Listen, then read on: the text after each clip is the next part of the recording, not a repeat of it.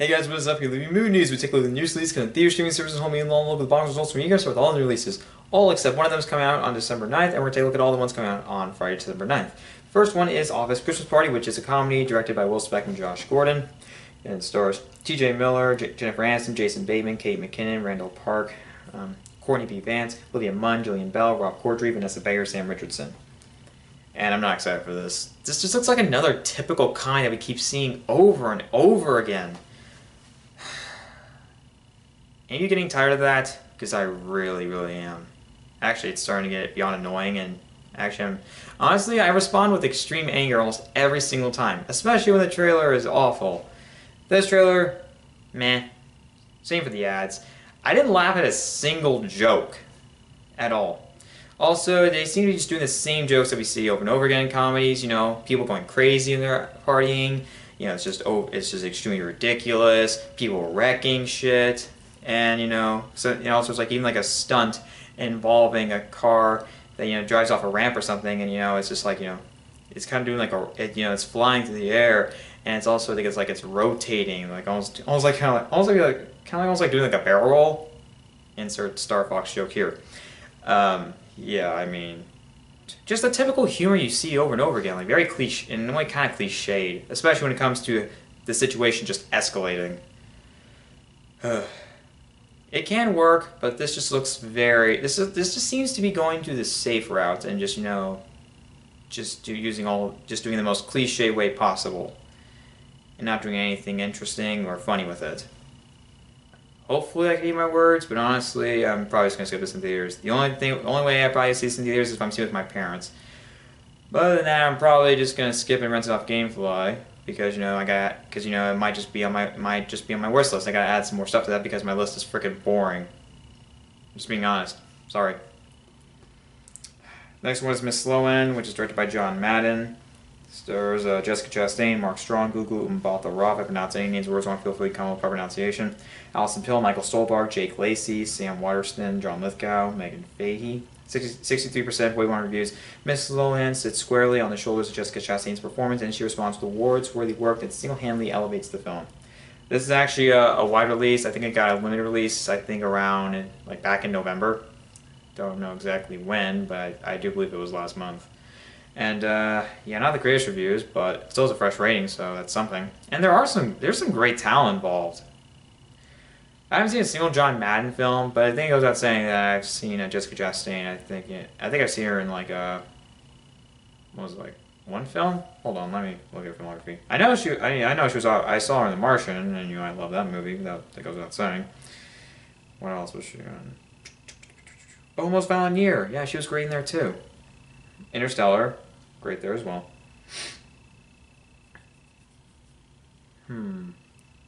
That's it. I really need to expand my horizons. Moving on. I might check it out, but so far it's not very high on my list. Alright.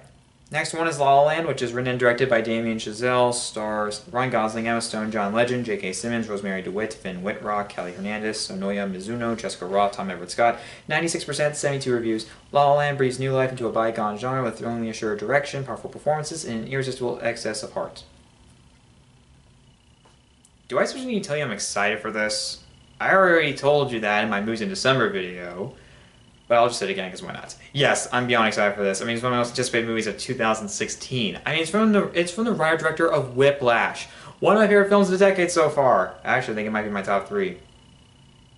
I don't know. I gotta look at all the films that have been released this decade, and of course, which ones have stood out the most to me. Anyways, yeah, I'm beyond excited for this. I mean, it got a very strong reception at the Venice International Film Festival, and it has great talent both behind and in front of the camera.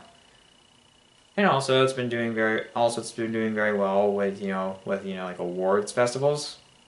I mean, it was nominated for several awards at the Critics' Choice Awards. So yeah. So yeah, it's been getting a lot of good reception. It's been doing well at awards ceremonies. So yeah, I cannot wait to see this.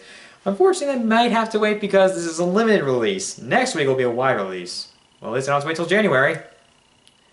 One thing's for sure, I cannot wait to see this, and I do not want to miss this in theaters. I do not. Next one is Nocturnal Animals. This is written and directed by Tom Ford. Stars Jake Gyllenhaal, Amy Adams, Michael Shannon, Aaron Taylor Johnson, Isla Fisher, Armie Hammer, Laura Linney, Andrea Riseborough, Michael Sheen. 72%, 160 reviews. Well acted and lovely to look at. Nocturnal Animals further underscores writer director Tom Ford's distinctive visual narrative skill. This is another wide release. It got a limited release like in November. I think like November. What was it? 23rd? Not entirely sure. Anyways, I didn't really see the trailer. I didn't see the trailer for this, but I will say it does show some promise. One, it won the Grand Jury Prize at the Venice International Film Festival, and it has a great talent behind from the camera. I haven't seen a single man, but I've heard good things about it. I'll have to check it out at some point. And I mean, the reviews are not. I mean, the response. I mean, the approval rating is not great, but it's still certified fresh, so that's something. I don't know. My mom wants to see it, and I have to check it out at some point if it opens in my area. It does have some good talent involved. Next one is Frank and Lola, which is written and directed by Matthew Ross. Stars Michael Shannon, Imogen Poots, Mikael Nyqvist, Justin Long, Emmanuel Devos, Rosanna Arquette. 100%, 8 reviews. Pretty good. There's some great talent involved. Imogen Poots, you know, from like a Green Room earlier this year. Yeah, I really liked her in that. And Michael Shannon, I mean, the guy's a great actor. I mean, I saw him in Man of Steel, but unfortunately, I don't really remember much of Man of Steel. I did see him in Midnight Special earlier this year, and yes, he was great in that. Wish I've seen, and I know he made like a small appearance in Groundhog Day, but I don't remember it that much, unfortunately. I gotta watch more of his work, especially his collaborations with Jeff Nichols. Anyways, yeah, so far it's doing pretty good. It's getting a pretty good response. So yeah, I'm hoping to check it out at some point. Alright, the next one is the Brand New Testament, Le Tout Nouveau Testament. That's the stars Benoit Poelvoorde, Catherine Deneuve, Yolande Moreau, Francois Damian. 82%, 44 reviews. Okay, pretty good actually. I don't really have anything to say about this, but hoping it opens my area because I would like to check it out, especially considering it's getting pretty good reception. Next one is The Bounce Back, romantic comedy. Shamar Moore, Dean Velasquez, Bill Bellamy, Cheryl Underwood, Callie Hogg, Robin Lee, Denise Boot, Michael Beach star in it. 1 good review posted. I don't know anything about this. But let's hope for the best. I really don't have any. I really have nothing to go on. So let's just hope for the best. Next one is Abattoir, Abattoir. It's directed by Darren Lynn Bousman. It stars Jessica Lowndes, Lowndes, Joe Anderson, Lynn Shay, Dayton Kelly, Michael Perry, Cornell John, Brian Orley, Carrie Alexander. 63% A reviews. It's supposed to be a horror film. Okay, decent. Let's hope it maintains a fresh rating since I want more good horror films this year, obviously. Let's really hope so. Other than that, I don't have much information to go on. Next one is Slash, which is a comedy. 100% 10 reviews. Stars Hannah Marks, Michael Johnston, Tishwan Scott, Michael Ian Black, Jesse Ennis, Peter Vack.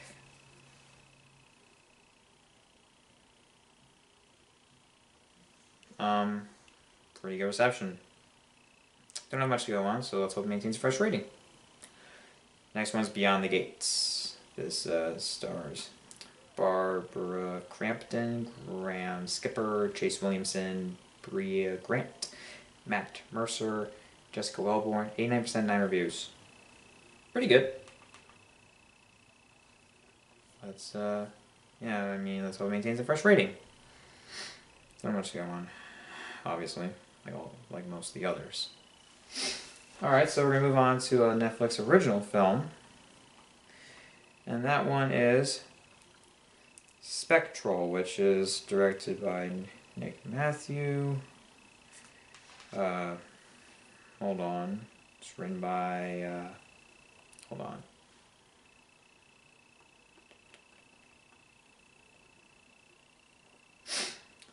Like scripts written by like Ian Freed, John Gattens, George Nolfi. Story written by Ian Freed. Stars James Badgedale, Max Martini, Emily Mortimer, Bruce Greenwood, Clayne Crawford, Corey Hardrick. I did see the trailer for this, and there are some promising aspects about it. It does. It definitely seems. It definitely looks like one. It definitely is much bigger budgeted than some other Netflix original films. You know, when it comes to the production values. I mean, there are some aspects that look promising, and of course, you know, some talented people involved in the writing process. You know, John Gattens. You know, he was the writer of Flight, which of course he got nominated for an Oscar for Best Original Screenplay. And George Nolfi, he was the writer. He was the writer director of The Adjustment Bureau, and also he was one of the co-writers of The Bourne Ultimatum, which is considered the best Bourne film. So yeah, there's some good talent involved. So let's hope the best. Especially since you know I want more good film. I want more good films to come out. I want more good Netflix original films.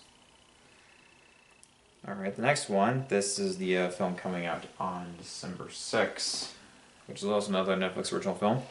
It's called Blue Jay, which is directed by Alexandra Lehman, who is also the cinematographer for the film. It's written by Mark Duplass, stars him, Sarah Paulson.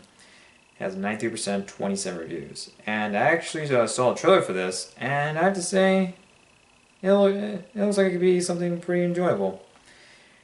It's I believe it looks like an independent romantic comedy or a romantic comedy drama, and actually it was shot in black and white, and over the course of I believe a week.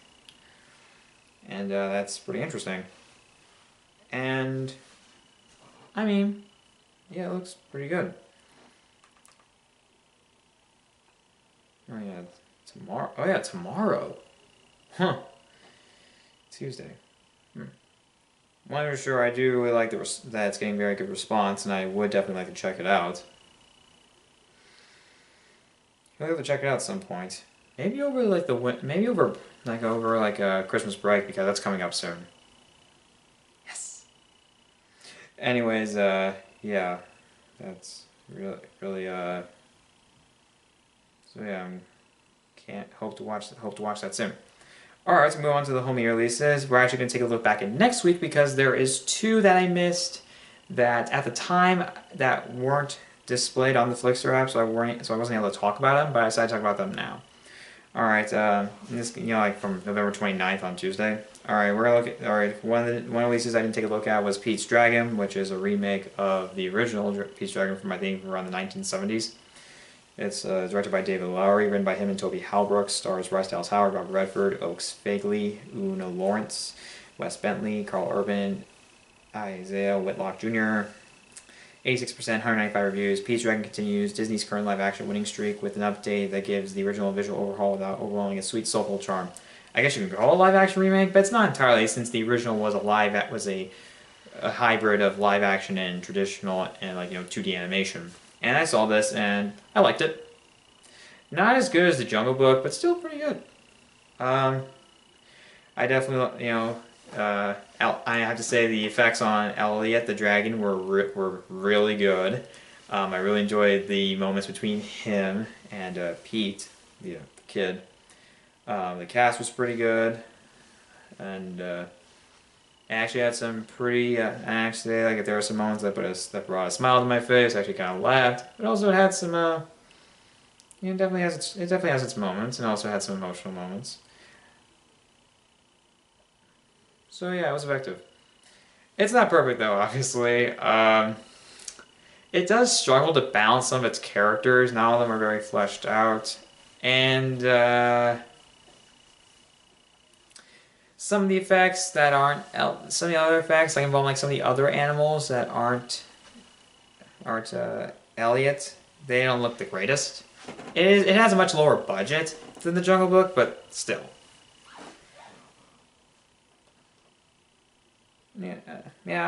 I liked it, and it's nice, and it's cool knowing the fact that Lowery, this is his second film after making an independent film. That's rather very inspiring. Happy for him. Also, he's working on a Peter Pan live-action remake. Nice. Alright, next one is the BFG, another Disney film. That's an adaptation of Roald Dahl's book of the same name. It's directed by Steven Spielberg, written by Melissa Matheson, and stars has Mark Rylance, Ruby Barnhill, Rebecca Hall, Penelope Wilton, Jermaine Clement, Rafi Spall, Bill Hader. 75%, 251 reviews. The BFG minimizes the darker elements of Roald Dahl's classic in favor of a resolutely good-natured, visually stunning, and largely successful family-friendly adventure.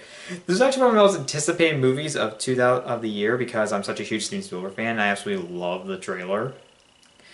And honestly, from what it looks like from the trailers, it looks like pure Spielberg magic. Unfortunately, I didn't get the chance to see it, which really makes me upset because I really wanted to watch it. But now I get the chance to.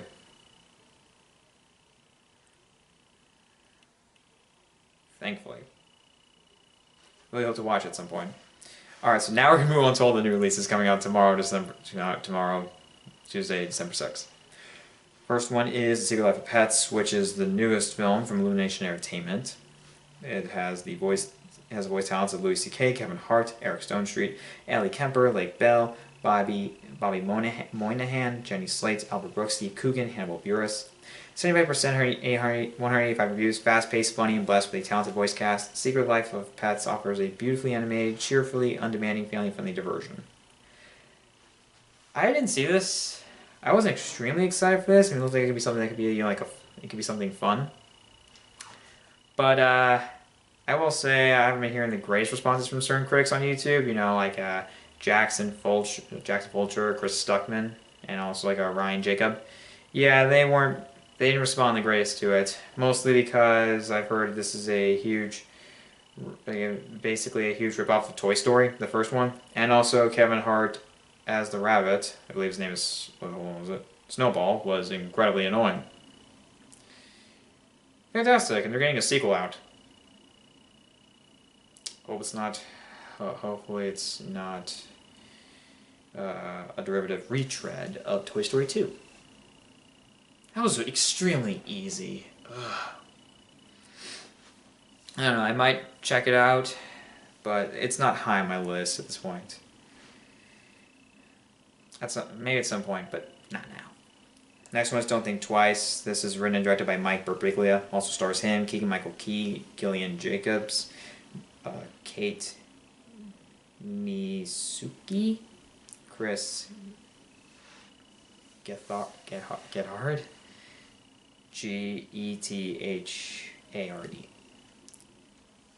Tammy Sager. 99%, 104 reviews. Don't Think Twice offers a bittersweet look at the comedian's life that's as genuinely moving as it is laugh out loud funny, and a brilliant calling card for writer-director Mike Birbiglia. This actually was playing in my area at one point, but I never got the chance to see it, which really makes me angry because I wanted to watch this. I mean, it's one of the best received comedies of the year, and I want to see more good comedies. And that hurts because I wanted to watch more, and I want to start. I really want to start branching out.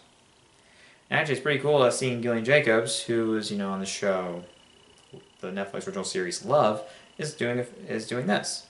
Cool. And I wanted to watch more Mike Birbiglia stuff. I still haven't seen what was it? Sleepwalk with Me? Let me look at it. Hold on. Yeah, that's what it was. I didn't watch that yet. I really have to watch that too, and especially this. I want to get more. I really want to get some very well regarded films. I really want to watch some more well regarded films before I do my best and worst list of the year. Alright, moving on. Next one is Jason Bourne. This is the newest installment Jason Bourne franchise, directed by Paul Greengrass, written by him and Christopher Rouse. Stars Matt Damon, Tommy Lee Jones, Alicia Vikander, Vincent Cassell, Julia Stiles, Riz Ahmed, Atto Essondo, Scott Shepard, Bill Camp, Vinces Kiefer. 56%, 257 reviews.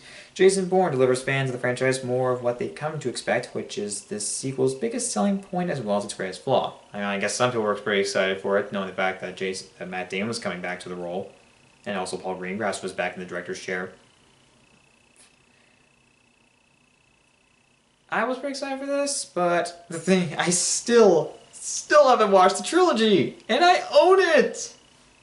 don't worry, with holiday break coming up, I'll probably finally get the chance. Let's hope. Because I also have some other stuff in my DVR I have to get rid of. I'm so behind. Anyways, yeah, it's pretty sad that it was a success at the box office. I guess that ain't surprising to anybody. But it is sad that it didn't get a very good critical response. I feel sorry for all of you who are disappointed by it. Oh well. I mean, I don't know. I don't know if this is going to be the last Bourne film or if they're going to do another one. If they do, they better really try. They better bring the Ray game if they want to truly deliver a satisfying finale to the franchise, if that's what they're attempting to go for. I mean, I don't know. I don't really know what's going on. I don't keep up with the news. Anyways, I might check it out, but I might try to watch the original trilogy first. Next one is Phantasm Remastered, which is a remastered edition of the original horror film from, what was it, like the 60s? Not entirely sure. 70% 40 reviews. Phantasm Remastered adds visual clarity to the first installment in one of horror's most enduring and endearingly idiosyncratic franchises. I didn't see this, but it has some pretty good reviews, so I might check it out at some point if it's ever available, if I can find it. It'd be kind of nice to add some more stuff to my watch list. Yeah, whatever. Alright, let's move on to the box office results. I don't think it's surprising to any of you what number 1 is. Moana. $28,270,989. Finally saw this. Loved it. There is definitely one song that's destined to become the next Let It Go. But that song isn't my favorite. There's another song, and you might know what it is. But I ain't gonna tell you. Although I have been listening to a couple songs on a couple of the songs on YouTube, and I can't get enough of them. Love listening to them. Love this movie so much. Number 2, Fantastic Beasts and Where to Find Them. $18,118,111. I still haven't seen this, but I might see it this week. I'm not entirely sure. I hope to see it soon because, obviously it's a big hit. Commercially, obviously. Yeah, it's doing pretty good critically, so yeah, I want to watch it soon. Number 3, Arrival. Step up. It was at 5 last week. Although it's still gone down, unfortunately. But it opened up at 417 more theaters. Total $2,915. And it made $7,267,029, minus 36.6%. Well, that sucks. Well, it's nice to know that it's a success. And honestly, I'm now becoming a bit more conflicted on my final rating. I don't know if it's really good or great. I still haven't come to a final decision about Star Trek Beyond. I saw that like 6 months ago? Or like 5? Jeez, it's been a long... Man. Am I ever come to a final verdict? Let's hope so. Anyways, yeah. Glad it's making money. Glad it's a success. 4, Allied. Same as last week. Ooh. $7,026,066. I haven't seen this. It's not doing the greatest, but hopefully it will make its budget back. I mean, the reviews are decent, but I don't know. It's not high on my list. I might check it out at some point, but it's not high on my list. I have other stuff, unfortunately. Number 5, Doctor Strange. $6,684,552. Yay, a success. I really liked it. I can't really add on to that. 6, Trolls. Same as last week. $4,688,393. Okay, it's a success. Still haven't seen it. 7, Hacksaw Ridge. Ooh, step up. It was at 9 last week. It opened up at 162 more theaters with total of $2,494, made $3,341,027, even though it's down negative 39.5%. Well, at least it made its budget back. It was a great movie. 8, Bad Santa 2, $3,286,338. Ooh, God. Yeah, this probably isn't... Unless foreign territories make up for this, this is going to be a flop. It's already made almost around $14.3 million domestically on a $26 million budget. And yeah, yeah. And considering how it and the fact this is its second week, yeah, it's probably going to fade. It's kind of going to fade away from theaters very, very quickly, unfortunately. And it opened up in 25 more theaters. We're told 2009 and 45. That ain't helping it. The bad reception really is working against it. What can you do? Well, besides put more effort into your films, especially your comedy sequels. That was too easy. Why am I always doing the cheap shots? Whatever, let's move on. 9. Incarnate. $2,534,884. $5 million budget. Almost there, but considering this is a really bad opening, that's going to be tough. That's going to be tough to make that budget back. Actually, maybe not that tough, but it's going to be a long way to that goal. I really need to think through my wording. I didn't see it. It had bad reviews. I didn't want to watch it. And no one in my family was interested in it. Even my mom. Maybe she didn't see any marketing for it or didn't pay attention. I don't know. Moving on. 10. Almost Christmas. $2,532,050. Still haven't seen this. Surprised because I thought my mom would love to see this. We might see it at some point, but I don't know. 11. Manchester by the Sea. Last week was at 13, so this is a step up. $2,236,330 plus 85.7% plus 108 more theaters for a total of 156. I really hope this opens in my area soon because I really want to watch this. I mean, it's one of the best received films, one of the best received films of the year. I do not want to miss out on this. I really hope it opens in my area soon. 12, the age of 17, $1,608,183. Jeez, I wish I wish I was making more money. $9 million budget. That's what it says here. And it's made $12.7 million domestically. Man, I wish it was making more money. It deserves better. No, well. It'll probably get a bigger following on home video. A lot of them do. 13, Loving. $968,746. Man, I wish this was playing in my era because I would love to watch this film. 14, Moonlight. Same as last week. $845,817. 15, The Accountant. Same as last week. $748,652. It was fine. Moonlight, I wish it was playing in my era because I really want to watch that movie.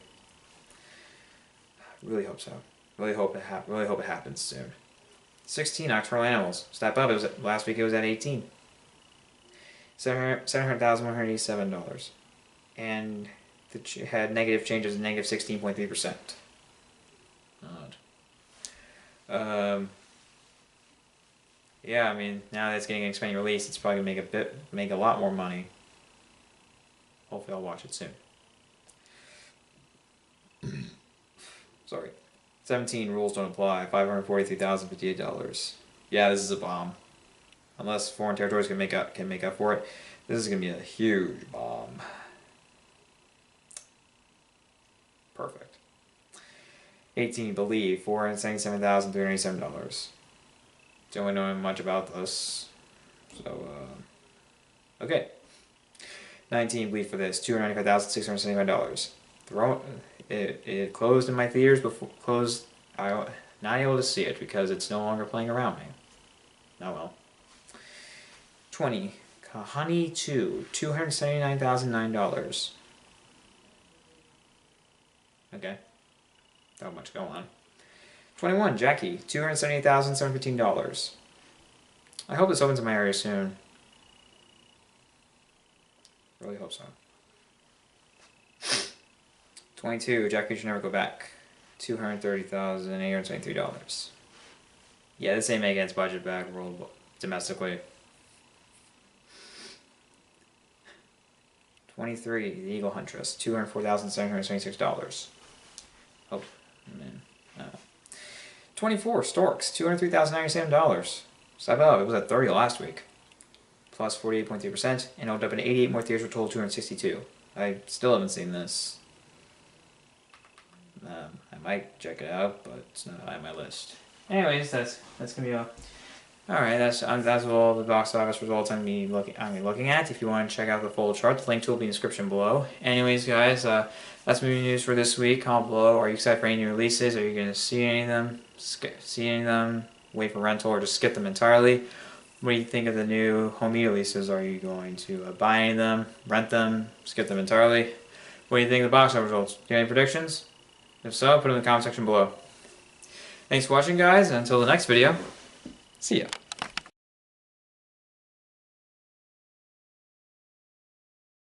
All except one new releases is coming out on Friday, December 9th, and the first one is Office Christmas Party, which is a comedy directed by Will Speck and Josh Gordon. Stars T.J. Miller, Jennifer Aniston, Jason Bateman, Kate McKinnon, Courtney B. Vance, Randall Park, Olivia Munn, Jillian Bell, Rob Corddry, Vanessa Bayer, Sam Richardson. And I'm not excited for this. This just looks like another typical comedy. And also, from what I saw from the trailer and the ads, none of the jokes have hit for me. They're kind of the same jokes I just see over and over again in mediocre or just flat out bad comedies. Even some good ones. Oof. We all hate that, don't we? And it's sad because there's some great talent involved, especially Courtney B. Vance, who won an Emmy for American Crime Story People vs. O.J. Simpson. He's definitely going to be nominated for the Golden Globes. Win?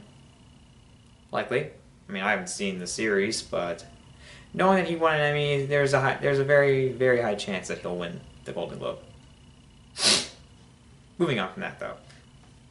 I don't know. The jokes were very lame. I didn't laugh a single time, and honestly, it just looks like the same thing over and over again. You know, with all the crazy, over-the-top situations, you know, like people going crazy while partying, wrecking shit, and also there's also this stunt involving a car going out, involving, you know, like, I guess like they drive off a ramp or something, and these people are, and you know, it's like flying through the air or something like that. Yeah, basically trying to be like outrageous, but it does it in the most cliche way possible, probably. Well, that's what it looks like. Yeah. Sorry. Even with lots of good talent involved, I can't get excited for this. I might see it with my family, but that's probably going to be the only way I'll ever see in theaters. I'll probably just rent it on GameFly. Especially if it's to add to my worst list, because I need more stuff, because that list is so far kind of boring. Just being honest with you. Sorry.